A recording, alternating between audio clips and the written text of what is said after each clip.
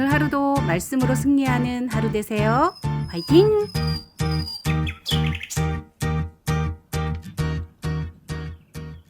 제 31장.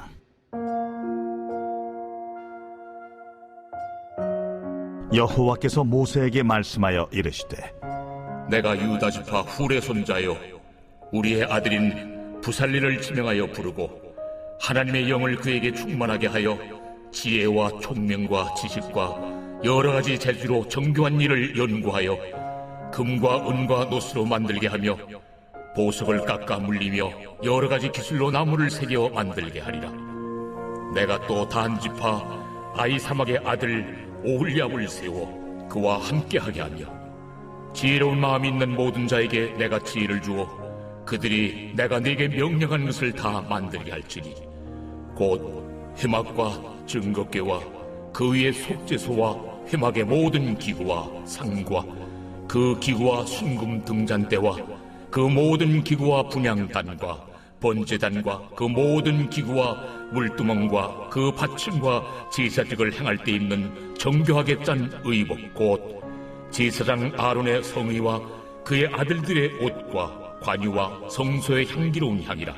무릇 내가 네게 명령한 대로 그들이 만들지니라. 여호와께서 모세에게 말씀하여 이르시되, 너는 이스라엘 자손에게 말하여 이르기를 너희는 나의 안식일을 지키라. 이는 나와 너희 사이에 너희 대대의 표징이니 나는 너희를 거룩하게 하는 여호와인 줄 너희가 알게 함이라. 너희는 안식일을 지킬지니 이는 너희에게 거룩한 날이 됨이니라. 그날을 더럽히는 자는 모두 죽일지며 그날에 일하는 자는 모두 그 백성 중에서 그 생명이 끊어지리라. 엿새 동안은 일할 것이나 일곱째 날은 큰 안식일이니 여호와께 거룩한 것이라. 안식일에 일하는 자는 누구든지 반드시 죽일지니라. 이같이 이스라엘 자손이 안식일을 지켜서 그것으로 대대로 영원한 언약을 삼을 것이니 이는 나와 이스라엘 자손 사이의 영원한 표징이며 나 여호와가 엿새 동안에 천지를 창조하고 일곱째 날에 일을 마치고 쉬었음이니라 하라. 여호와께서 시내산 위에서 모세에게 이르시기를, 마치신 때에 증거판 둘을 모세에게 주시니 이는 돌판이요 하나님이 친히 쓰신 것이더라. 샬롬. 오늘도 하나님의 은혜가 우리 광일교회의 모든 성도님들의 삶에 가득하시길 축복합니다. 오늘 본문 말씀은 크게 두 부분으로 나눌 수 있겠습니다. 먼저 1절부터 5절 말씀을 보면, 유다지파 훌의 손자여 우리의 아들인 부사레를 지명하여 하나님의 영을 충만하게 하시고 지혜와 총명과 여러 가지 재주를 주셔서 성막을 건설하는 총괄 책임자로 맡기셨습니다. 또한 6절부터 11절까지의 말씀을 보면 부사레 혼자 모든 일을 하게 두지 않으시고 오홀리압과 여러 기술자를 협력자로 세우신 것을 볼 수 있습니다. 이처럼 하나님은 일을 사람에게 맡기시고 맡은 사람이 혼자서 하지 않도록 협력자를 세우시는 것입니다. 오늘 우리에게 주신 소명과 사명과 직분과 은사가 있습니다. 그 하나님이 맡기신 일을 함께 함에 있어서 감사함으로 적극적으로 책임감을 가지고 행하되 하나님이 세우신 동역자들과 함께 힘써 협력할 수 있어야 합니다. 나에게 이런 은사와 재능을 주셨다면 다른 사람에게는 내가 가지고 있지 않은 다른 은사와 재능이 있습니다. 그래서 하나님은 우리가 팀을 이루어 그 일을 함께 이루어 가는 것을 기뻐하십니다. 특별히 교회의 여러 사역은 재능이 많은 슈퍼맨이 혼자서 원맨쇼를 하는 것이 아닙니다. 서로 돕고 협력함으로 아름다운 공동체를 이루어가는 우리 광일교회가 될 수 있기를 소망합니다.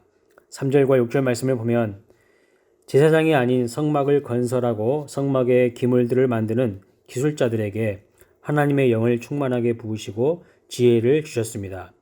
이처럼 하나님은 우리가 예배와 묵상, 기도 전도와 같은 직접적으로 하나님을 만나고 하나님을 전하는 일뿐만 아니라 모든 일상의 삶 속에서 어떤 일을 하든지 기술적이고 예술적인 감각을 발휘하는 일을 할 때에도 성령으로 충만하게 하시고 지혜를 주십니다. 우리가 직장에서 업무나 학업, 살림, 육아 등 하나님이 맡기신 일이면 무엇이든지 성령의 도움과 지혜를 얻을 수 있습니다. 일상에서 우리가 해야 하는 무슨 일들이 있든지 성령 충만할 때 탁월하고 멋지게 모든 일들을 해낼 수 있습니다. 따라서 우리는 모든 일에 있어서 하나님의 도우심을 구함으로 능력 있는 풍성한 삶을 살아갈 수 있기를 소망합니다. 12절부터 17절의 말씀을 보면 성막을 하나님이 임재하시는 거룩한 장소로 정하시고 건축하게 하셨듯이 하나님은 안식일을 구별하여 거룩한 시간으로 정하셨습니다. 매일매일이 하나님과 동행하며 교제하는 시간이며 모든 날이 주님의 다스림 가운데 있는 주의 날이지만 안식일은 하나님과의 관계를 더욱 풍성히 향유하는 날입니다. 14절과 15절에서 반복해서 강조하는 말씀이 있습니다. 안식을 더럽히는 자와 그날에 일하는 자는 모두 죽일지며 반드시 죽일지며 그 생명이 끊어지리라. 이렇게 3번이나 강조하고 있습니다. 오늘날 우리는 예수님께서 사망 권세를 이기시고 부활하신 날을 기념하여 주일을 지키고 있습니다. 이 거룩한 주일을 생명을 다해 온 마음을 다해 하나님 앞에 예배하며 교회 공동체를 세우는 일을 감당하는 날로 지키고 있습니까? 안식일은 그냥 무조건 쉬는 날이 아닙니다. 이 안식일에 우리는 가장 먼저 하나님을 예배하며 영적으로 우리의 몸과 마음이 하나님 안에서 재충전과 안식을 누리는 날이 되어야 합니다. 두 번째로 이 안식일에 우리는 사랑하는 형제와 자매를 돌아보며 영적인 교제를 나누는 날이 되어야 합니다. 이렇게 안식일이 주님의 말씀대로 풍성한 은혜의 날이 될 때에 재충전이 되어 우리는 다른 6일 동안에도 기쁨과 성실함으로 일할 수 있게 됩니다. 그러나 하나님이 세우신 이러한 기준과 삶의 질서를 깨뜨리고 안식일인 주일에도 일하며 자기의 힘으로 성과를 내려고 하고 세상적인 일에 빠져 있다면 그것은 하나님의 은혜와는 거리가 먼 인생이 되는 것입니다. 성막 건설이 시작되는 시점에 하나님은 안식일 규정을 다시 한번 상기시키며 일하는 사람들의 휴식을 보장해 주셨습니다. 일과 쉼의 균형이 깨트려지지 않도록 해야 할 것입니다. 말씀을 정리하겠습니다. 오늘 우리에게 주시는 첫 번째 메시지는 하나님께서 주신 소명과 사명을 감당할 때 서로 돕고 협력하는 좋은 팀워크로 성실하게 감당해야 하는 것입니다. 두 번째는 모든 일상의 삶에서 성령의 충만과 지혜를 간구하셔서 모든 일들을 탁월하게 감당하는 우리 모두가 되셨으면 좋겠습니다. 세 번째는 일과 쉼의 균형을 하나님이 세워주신 질서와 기준대로 실천하고 모든 삶에서 하나님께 초점을 두는 풍성한 은혜의 삶이 되시기를 바랍니다.